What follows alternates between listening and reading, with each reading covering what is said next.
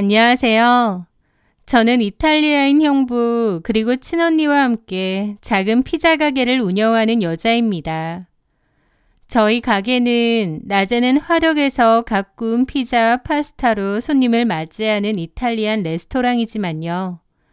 해가 지고 어둠이 내리면 수제 맥주와 와인을 즐길 수 있는 감성적인 바로 변신하는 곳이에요.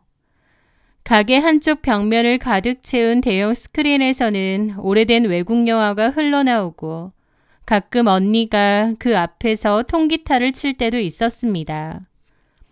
저희 가게에 오는 손님들은 마치 외국에 와 있는 느낌이 드는 곳이라며 저희 가게를 좋아했죠. 이국적인 분위기 덕분에 저희 가게는 이 인근에서 꽤 유명한 핫플레이스였습니다. 연인들도 많이 오고 또 인근에 회사들이 많다 보니 직장인들도 술 마시러 많이 오곤 했어요. 그 남자도 처음에는 손님으로 저희 가게에 오게 되었습니다. 어느 금요일 저녁 직장 동료들과 함께라며 들어선 그는 첫눈에도 유독 눈에 띄는 사람이었습니다. 훤칠한 키와 서글서글한 눈매, 사람을 기분 좋게 만드는 미소까지. 여자들이라면 대개 호감을 가질 만한 외모와 분위기를 가진 남자였죠. 그는 가게의 분위기가 마음에 든다며 저한테 얘기를 하더라고요. 가게 느낌이 너무 좋아요. 아, 그런가요? 감사합니다. 일하는 직원분이세요? 아, 저희 언니네 부부랑 같이 운영해요. 엄밀히 말하자면 공동 사장이에요. 아, 그러시구나. 음식도 너무 맛있어요. 저희 형부가 이탈리아 요리학교 출신이시거든요. 고맙습니다. 자주 오세요. 네, 그럴게요. 저는 참 넉살 좋고 성격 좋은 남자구나 싶었는데요. 그 남자는 그 후로 정말 자주 가게를 찾아왔습니다. 특히 혼자서요. 처음에는 저녁에 맥주를 마시러 오더니 어느 날부터는 점심시간에 파스타를 먹으러 오기도 했어요. 그러면서 서로 인사하고 조금씩 친해졌습니다. 그러다가 나중에 저에게 따로 명함을 주고 연락처를 묻더라고요. 사실은 저를 보러 온 거라고 하면서 제가 자기 이상형이랍니다. 저에 대한 마음이 생겨서 일부러 자주 온 거라고 했죠. 그 남자가 수줍게 건넨 고백에 제 심장은 걷잡을 수 없이 뛰기 시작했습니다. 번듯한 회사에 다니는 데다 외모, 성격, 능력, 무엇 하나 빠지는 게 없었던 남자인데 저한테 푹 빠져서 일부러 가게에 계속 왔다고 하니까요. 저 역시도 호감이 있었고 그 후로 가게 밖에서도 만남을 가지게 되었습니다. 그리고 저희는 자연스럽게 연인이 되었어요. 나중에는 저희 언니 부부와도 다 같이 어울렸고 영업시간이 끝난 가게에서 4명이서 술을 마실 때도 많았습니다. 저는 식당을 하다 보니 주말이 제일 바쁜데 그 남자는 주말에 가게 일을 돕겠다며 찾아오는 경우도 많았어요. 저는 주말에는 집에서 푹 쉬라고 돌려보냈는데도 그래도 한 번씩 왔고 오면 일을 조금이라도 거들어 주려고 하더라고요. 그런 모습이 참 좋고 고맙고 이런 완벽한 사람이 내 앞에 나타났구나 싶기도 했습니다. 시간이 흘러 1년 8개월가량 만난 저희는 결혼해서 평생을 함께하기로 약속했습니다.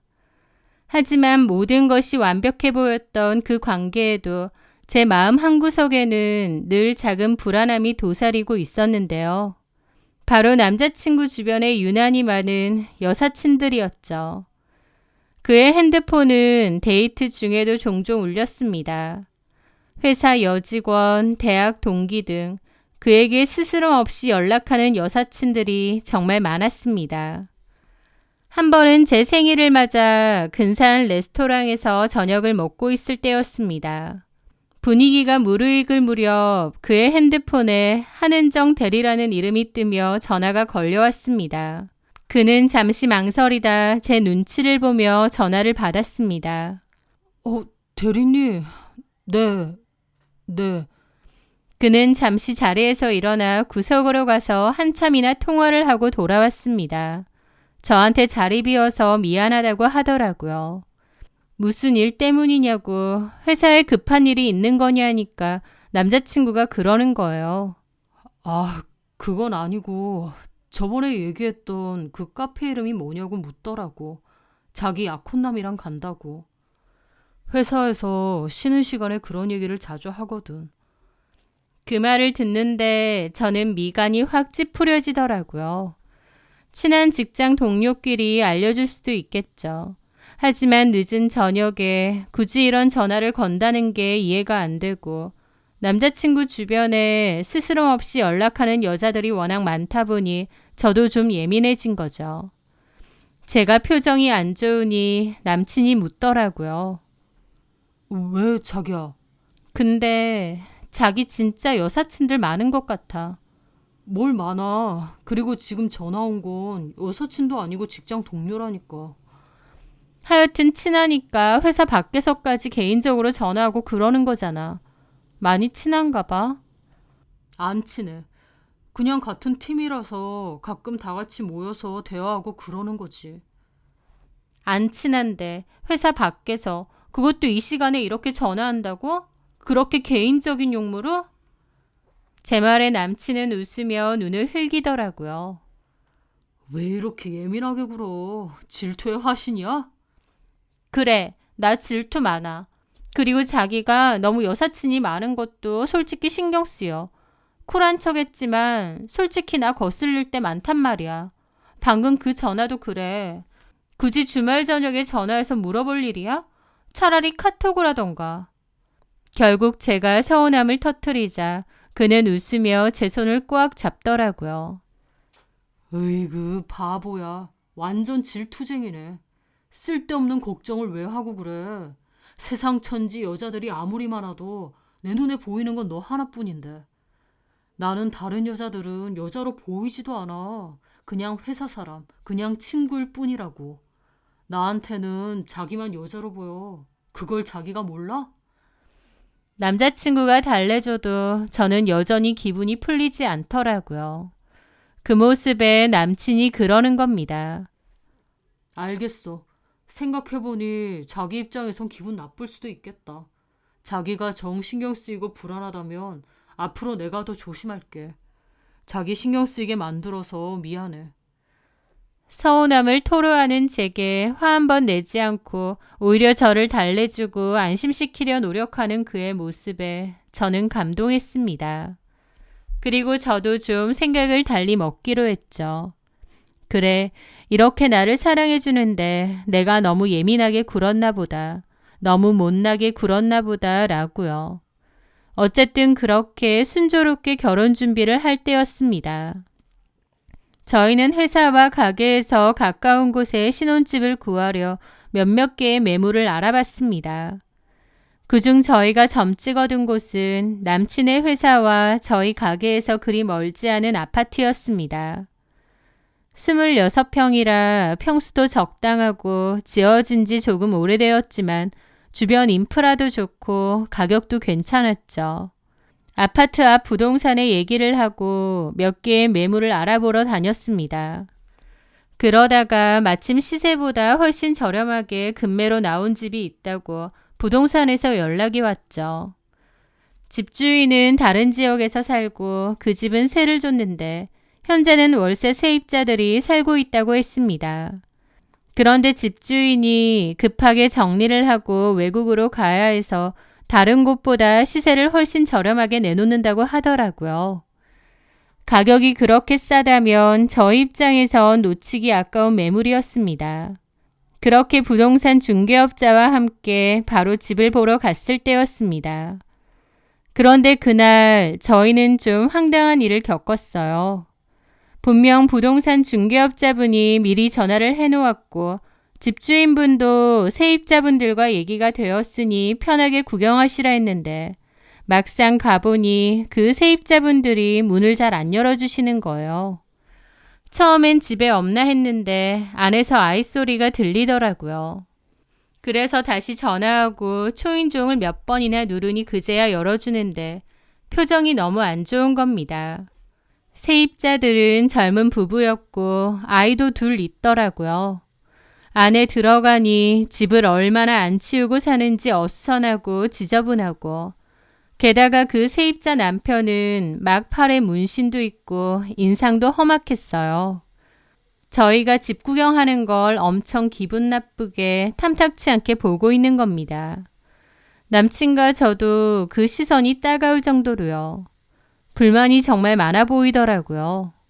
어쨌든 저희는 집을 보러 온 거니까 조용히 집을 구경했어요. 집이 좀 지저분하긴 했지만 그래도 부분 인테리어하고 고치고 나면 괜찮겠더라고요. 위치도 좋고 뷰도 좋고 가격도 좋고 그 집이 딱이었습니다. 그런데 그 와중에 그 세입자는 다른 방에서 집주인하고 통화를 하더라고요. 가만 들어보니 자기들이 이 집 산다고 기다려달라고 하지 않았냐, 왜 다른 사람들한테 집을 팔려고 하느냐며 따지는 것 같았습니다. 저희도 있는데 그런 통화를 하더라고요. 그래서 남친과 저도 좀 불편한 기분이었는데 부동산 중개업자분이 신경 쓰지 말고 그냥 구경하시라고 하더라고요. 어쨌든 그렇게 집을 다 보고 잘 봤다고 인사를 하고 나가는데 대꾸도 않고 저희를 빤히 쳐다보더라고요. 나중에 부동산 중개업자분한테 다시 들어보니 저 사람들은 저 집에 더 살고 싶어 하고 자기들이 대출을 어떻게든 내서 저 집을 사고 싶어 했대요. 그런데 대출이 잘 안 나왔고 집을 살 여건이 안 된 모양이었습니다. 당연히 집주인은 다른 사람에게라도 집을 팔려고 했고 저희가 보러 온 건데 그 세입자들은 자기들이 아닌 다른 사람에게 집을 판다고 해서 불만이 많다는 거예요. 집을 사고 싶으면 돈을 줘야지 집주인이 그걸 계속 기다려주고 있겠나요? 집주인도 급해서 급매로 팔려고 하는 건데요. 그 세입자들 생각이 좀 황당하긴 한데 어쨌든 그건 세입자와 집주인이 해결할 문제지 저희랑은 아무 상관이 없다고 생각했습니다. 그래서 별 상관 있겠나 싶었고 저희는 계약을 한다고 했습니다. 그런데 그 후에도 좀 문제가 있었는데 그 사람들이 집주인의 퇴거 통보에도 불응하며 못 나간다고 난동을 좀 부렸다고 하더라고요. 그걸 전해 들은 저희 입장에선 좀 황당했죠. 집주인이 자기 집 팔겠다는데 그 세입자들은 끝까지 왜 그러나 싶고요. 어쨌든 나가기는 했는데 그런데 가만 보니 그 세입자들이 마치 우리가 자신들의 보금자리를 빼앗는 악당인 것처럼 생각하는 것 같은 거예요. 아무래도 그게 좀 찝찝하더라고요. 그 부부 인상도 안 좋고 표정도 너무 안 좋았는데 괜히 저희한테 억하심정을 갖고 있는 거 아닌가 하고요. 하지만 그 사람들이 나가고 후에 이사를 들어갈 저희와 그 사람들이 더 이상 마주칠 일은 없을 것 같아서 생각을 말기로 했습니다. 또 새로운 시작에 대한 설렘으로 애써 그 불쾌한 기억은 지웠던 거죠. 그 계약하고 비어있는 집으로 들어간 저희는 도배를 갈고 부분적인 인테리어를 하기로 했습니다. 그리고 새 가구와 소품들을 하나둘씩 신혼집에 들여놓기 시작했어요. 본격적으로 같이 사는 건 아니지만 가정가구를 하나씩 들이고 꾸미면서 그 집에서 자고 갈 때도 있었고 자주 들리기도 했습니다. 신혼집이라 생각하니 애정도 많이 붙고 좋더라고요. 그리고 큼직큼직한 가정가구도 그렇지만 작고 예쁜 소품들이나 커트러리 같은 걸 사는 재미도 쏠쏠했습니다. 그런데 그맘때 좀 이상한 일들이 있었습니다. 사사로운 물건들이 사라지는 거였죠. 시작은 선물 받은 컵 세트가 사라진 거였습니다. 제가 분명히 갖다 놓았고 기억도 나는데 감쪽같이 없어졌더라고요. 그것뿐만이 아니고 제가 와서 자고 가는 날이 있기에 간단하게 화장을 하려고 메이크업 도구나 기초 세트를 놔두고 갔는데 그것도 몇 가지 사라진 겁니다. 분명 사사로운 것들이겠지만 저는 너무 찜찜하더라고요. 제가 그런 얘기를 할 때면 남자친구는 너털 웃음을 지으면서 저보고 착각한 거 아니냐고 했습니다. 자기가 깜빡하고 안 들고 온 거겠지. 아니야, 내가 분명히 갖다 놨는데 없어졌다니까. 그럼 뭐 도둑이라도 들었을까봐 그래? 도둑이 들어와서 컵 세트 하나, 자기 립스틱이나 로션 같은 걸 들고 나간단 말이야?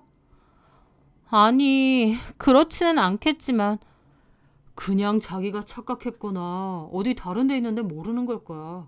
자기 요즘 일하고 결혼 준비하느라 너무 바쁘고 정신 없나 보다. 그런 식으로 제가 예민해서 착각하는 거라고 말하는 거예요. 물론 제가 생각해도 너무 사사로운 것들이었기에 저조차도 긴가민가 하더라고요. 하지만 마음 한구석에 불안한 마음이 있었습니다. 그건 아마도 저희한테 좋지 않은 감정을 품은 채 이사를 나갔던 전 세입자들이 무의식 중에 계속 걸려서 그랬던 것 같아요. 저는 성격이 좀 소심한 편인데 그 사람들이 괜히 저희한테 안 좋은 감정을 품고 찾아오거나 해코지하는 건 아닐까 하는 엉뚱한 상상까지 했거든요. 사실 집에 관한 어떤 문제가 있다면 그건 전 집주인과 전 세입자들의 문제지 저희 문제는 아니잖아요. 하지만 요즘은 세상에 워낙 별나고 이상한 사람들이 많으니까 괜히 애먼 저와 남자친구에게 불똥이 튀어서 해코지를 하려거나 괴롭히는 건 아닐까 싶은 상상까지 들더라고요. 하지만 남자친구의 반응에 저도 내가 너무 예민했나 보다 하고 말았습니다. 그런데 며칠 뒤 제 생각에 불을 지피는 일이 발생하고 말았어요. 가게로 출근하기 전에 신혼집에 둘 물건이 있어서 혼자 신혼집으로 들렀을 때였습니다. 엘리베이터에서 내려 현관문으로 향하는데 어떤 까만 옷을 입은 남자가 저희 집 근처에 있다가 계단 쪽으로 후다닥 내려가는 거예요. 지금에서야 가만히 돌이켜보니까 아마 홍보 전단지나 열쇠 스티커를 몰래 문에 붙이려던 사람이었던 것 같아요. 요즘은 아파트에 함부로 전단지나 광고물을 붙이면 걸리니까요. 그런데 그때는 그렇게 생각 못하고 너무 놀라서 심장이 철렁 내려앉았습니다. 가뜩이나 불안했는데 제 불안에 제대로 불을 지핀 거죠. 뒷모습밖에 못 봤지만 혹시 전 세입자는 아닐까 싶은 겁니다. 체형도 전 세입자랑 비슷했고요. 우리 집 근처에 왜 왔을까? 혹시 우리 집 안으로 들어가려는 건 아닐까? 라는 엉뚱한 상상은 꼬리에 꼬리를 물었습니다. 남자친구에게 말할까 하다가 말았어요. 남자친구에게 괜히 이런 말을 또 하면 저를 너무 유난스럽고 의심병 있는 사람으로 볼 것 같더라고요. 결혼 전에 괜히 저에 대한 안 좋은 생각을 갖게 하고 싶진 않았습니다. 그래서 이 고민을 저희 언니한테만 얘기를 했는데요. 언니는 제가 착각하는 것 같기는 하지만 그래도 저보고 정 찝찝하거나 누가 집에 함부로 들어오는 것 같으면 집에 CCTV 같은 걸 설치하라고 하더라고요. 그렇게라도 해서 제가 안심할 수 있으면 된 거 아니겠냐고요. 언니 말을 들어보니 일리가 있는 게 남자친구와 제가 한 번씩 왕래를 하긴 하지만 기본적으로는 결혼 전까지 빈집이잖아요. 빈집에 대한 보안상으로도 CCTV를 하나 달아두는 게 나쁘지 않겠더라고요. 하지만 거창한 CCTV까진 그렇고 적당한 홈캠이나 설치하자 싶었습니다. 그렇게 홈캠을 주문해 거실에서 주방이 보이는 쪽에 하나를 설치했어요. 아직 입주 전이라 가구와 짐만 덩그러니 놓인 집인데 누군가 들어온다면 제 핸드폰으로 확인을 할 수 있겠죠. 그렇게 생각하니 좀 안심이 되더라고요. 그렇게 며칠간의 시간이 흘렀고 집은 가끔 잠깐 들르는 남자친구 말고는 당연히 아무도 들어오지 않았습니다. 내가 역시 예민했구나 싶었죠. 그런데 그 생각을 했던 그 주의 주말이 다가왔습니다. 가장 바쁜 토요일 오후였어요. 한창 손님들로 가게가 북적였죠. 저는 잠시 급해서 화장실로 가게 되었고 별 생각 없이 습관처럼 홈캠을 확인하게 되었습니다. 당연히 아무도 없을 줄 알았는데 그 홈캠 화면을 보는 순간 심장이 쿵 내려앉더라고요. 화면에는 제 남자친구가 있었습니다. 신혼집에 볼 일이 있어서 갈 수도 있지 남자친구가 있는데 왜 심장이 쿵 내려앉았냐고요. 남자친구가 혼자가 아니었거든요. 처음 보는 어떤 여자 한 명이 같이 있었는데 너무나도 익숙하게 집안을 다니고 있는 거예요. 이 여자가 누구지? 황당함에 화면을 뚫어지게 쳐다봤습니다. 예비시댁 식구들은 아니었어요. 남자친구는 여자 형제도 없을 뿐더러 그 여자는 당연히 남친 어머니도 아니셨거든요. 분명 처음 보는 젊은 여자였습니다. 그런데 그 여자의 행동은 저를 더욱 경악하게 만들었습니다. 그 여자는 저희 집이 몹시 익숙한 느낌이었어요. 마치 자기 집 안방인 양 소파에 앉고 가져온 커피와 디저트를 테이블에 늘어놓았습니다. 화장실 갔다 온 남자친구랑 자연스럽게 소파에 앉은 채로 팔짱도 끼고 웃고 장난치고 서로의 입에 과자를 넣어주더라고요. 그걸 보는데 이게 뭔지 현실 파악이 안 되는 겁니다. 마치 무슨 드라마라도 보는 것처럼 제 일이 아닌 것처럼 느껴질 정도였죠. 이 여자는 누구며 남자친구가 왜? 너무 혼란스럽고 상황 파악이 빠르게 안 되더라고요. 당장이라도 집으로 달려가서 현장을 잡아야 하나 싶은데도 다리가 굳은 것처럼 움직이지 않는 겁니다. 그렇게 저는 화장실에 우두커니 앉아 다정한 시간을 즐기는 남자친구와 그 여자의 화면을 멍청하게 바라봤습니다. 남자친구와 제가 함께 꿈을 그리던 신혼집에 남자친구는 다른 여자를 끌어들인 그 화면을요. 저는 토요일이 제일 바쁜데 그 사실을 잘 아는 남자친구는 일부러 그 시간을 이용해 이런 짓을 벌였던 것 같았습니다. 제가 말을 안 했기에 홈캠이 있을 거라고는 생각도 못하고요. 남자친구와 그 여자는 분위기에 취해 소파에서 스킨십을 하더니 거기서 나자빠지는데 그걸 보는 저는 세상이 무너지는 것 같았고 심장이 너무 뛰어서 과호흡까지 올 뻔했습니다. 남자친구가 바람을 피고 있구나.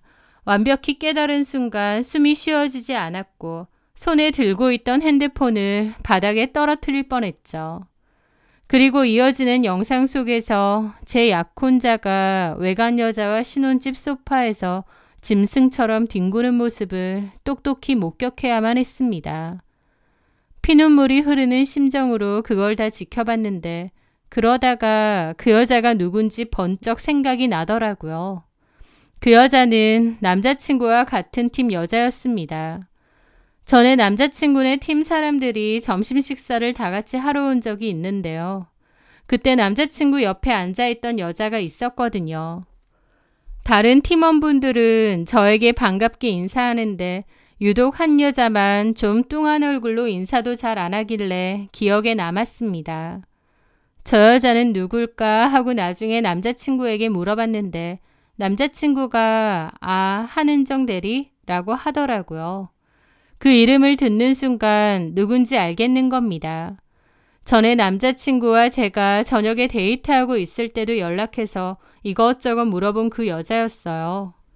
제 기억으론 그 여자도 결혼을 앞둔 예비 신부라고 했습니다.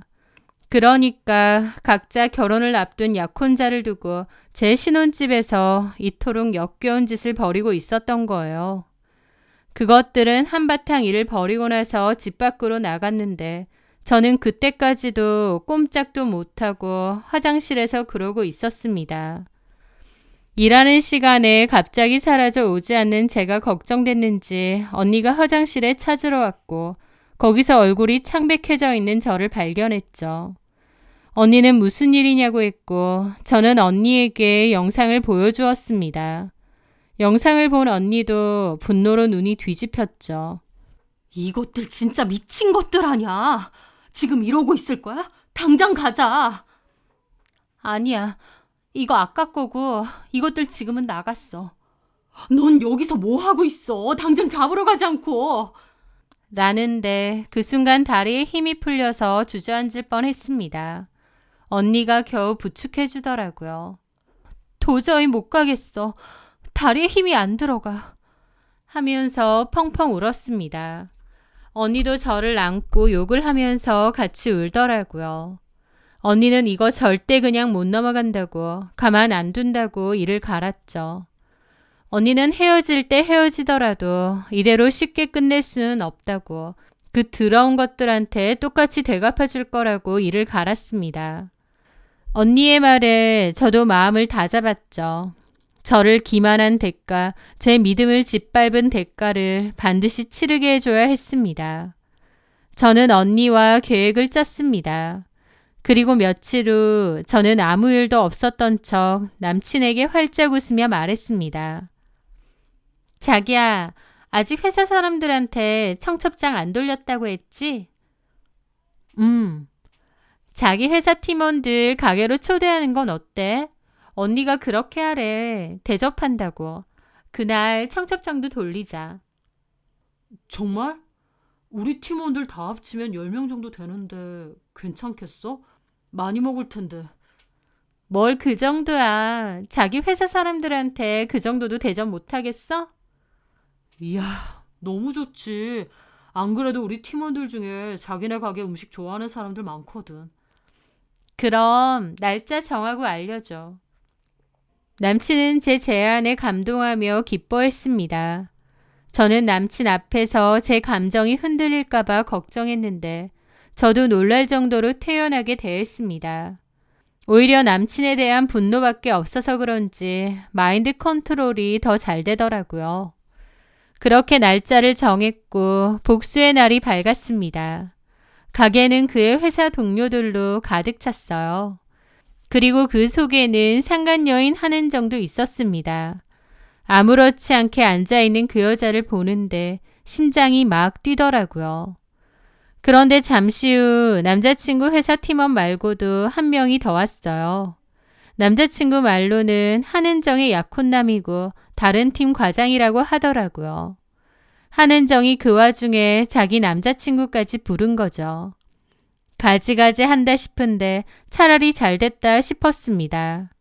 내 약혼도 파토나지만 네 약혼도 파토날 거다. 개망신과 함께. 그런 생각이 들어서 이를 바득바득 갈았죠. 그렇게 식사 대접을 했고 사람들은 화기애애한 분위기 속에서 식사하고 저희의 결혼을 축하해 주었죠. 그러면서 저보고 이제 결혼할 건데 한 말씀 하시라며 얘기를 하더라고요. 남자친구도 저보고 그러라고 하고요. 그래서 저는 일어나서 얘기를 했죠. 바쁘실 텐데 와주셔서 감사합니다. 새로운 시작을 축하해 주시는 여러분을 위해 제가 특별한 영상을 하나 준비했거든요. 식사하시면서 편하게 봐주시면 감사하겠습니다.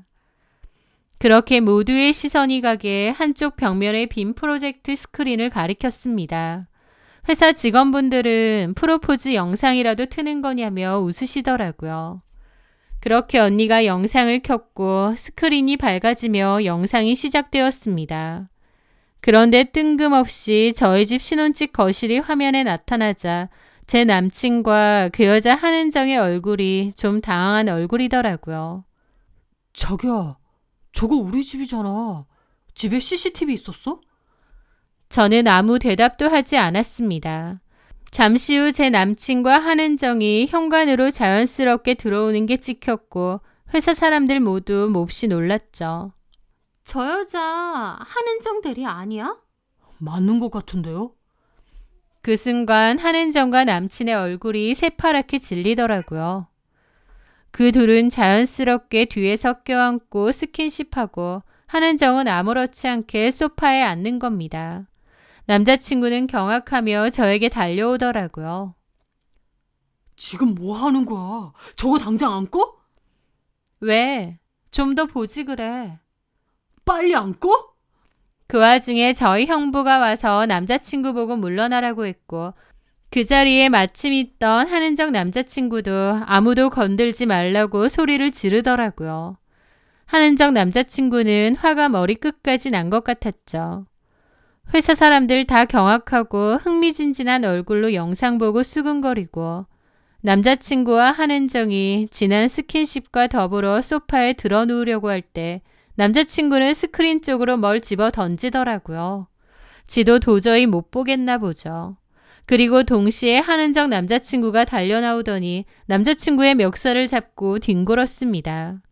한은정 남자친구가 화가 단단히 났는지 쌍욕을 하면서 제 남자친구를 곤죽이 되게 팼고 제 남자친구는 이러지도 저러지도 못하고 처맞고 있더라고요. 다른 회사 사람들도 섣불리 말리지 못했습니다. 단순한 술자리 다툼이었으면 말렸겠지만 맞을만 하니까 아무도 안 말리고 가만히 있더라고요. 게다가 한은정은 도저히 그 자리에 못 있겠던지 가방 챙겨 밖으로 도망가는 겁니다. 저는 팔짱 끼고 그 꼬라지 다 지켜보고 있었고요.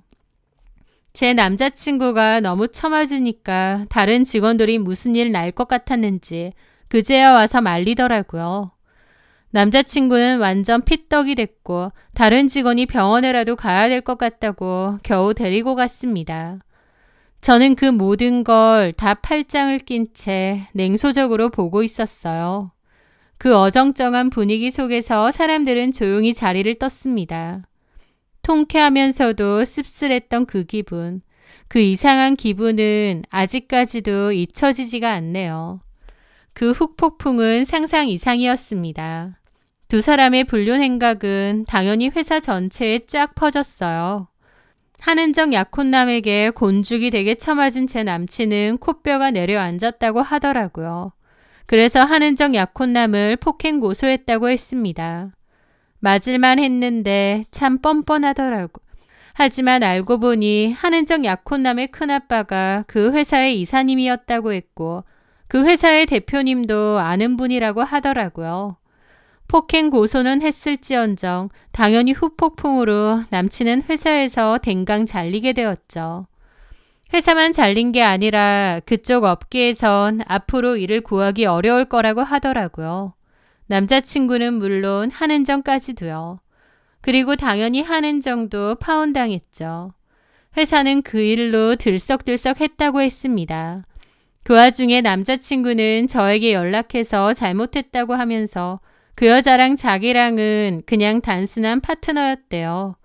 서로 이성적인 감정 조금도 없고 각자의 약혼남, 약혼녀와 당연히 결혼할 생각이었다며 그냥 잠자리 합이 잘 맞아 그런 것뿐이라는 말 같지도 않은 변명을 하는 겁니다.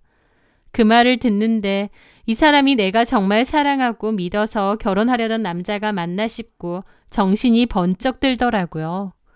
차라리 그 여자를 좋아해서 그랬다면, 저랑 헤어지고 그 여자랑 만날 생각이었다면 너무 분통 터지고 열받지만 납득은 됐을 겁니다. 그런데 그런 것도 없이 각자의 약혼자들을 속이고 그냥 서로 잠자리만 하려고 그랬다는 게 이해가 안 되더라고요. 무슨 짐승들도 아니고요. 한마디로 그것들은 한순간의 쾌락으로 자신들의 인생까지 나락으로 떨어뜨리고 개망신 제대로 당했던 겁니다. 남자친구가 그런 인간이었구나 저도 깨닫고 좀 더 맑은 정신으로 관계를 정리했습니다. 물론 그렇다고 제가 괜찮은 건 아니었죠. 저 역시도 개망신 당했고 비참했고 너무 힘들었으니까요. 하지만 그때 그 영상을 틀었던 제 선택을 후회하진 않습니다. 남들 보기 창피하고 부끄럽다고 아무 조치도 없이 조용히 헤어졌다면 너무 억울했을 것 같거든요. 배신을 당했을지언정 제 손으로 직접 복수를 했다는 사실에 후련함이 있었습니다. 그렇게 저는 파혼을 했고 신혼집에 들어간 가구와 물건들은 싹 갖고 나와 처분을 했습니다.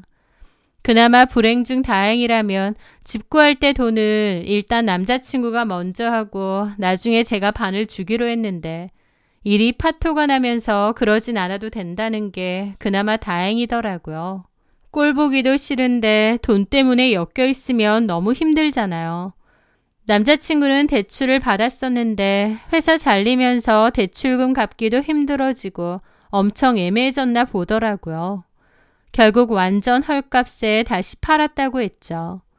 어쨌든 전 남친은 회사에서 잘리고 소문이 다 나서 재취업도 쉽지 않은가 보더라고요. 쪽팔리다면서 저랑 파혼 후 도피성 유학을 가네 어쩌네 하는 소식을 마지막으로 들었습니다. 하는 정도 역시나 회사 잘리고 더 이상의 소식은 들은 게 없고요. 그 후 저는 여전히 저의 소중한 가게에서 사랑하는 언니, 형부와 함께 바쁘게 살아가고 있습니다.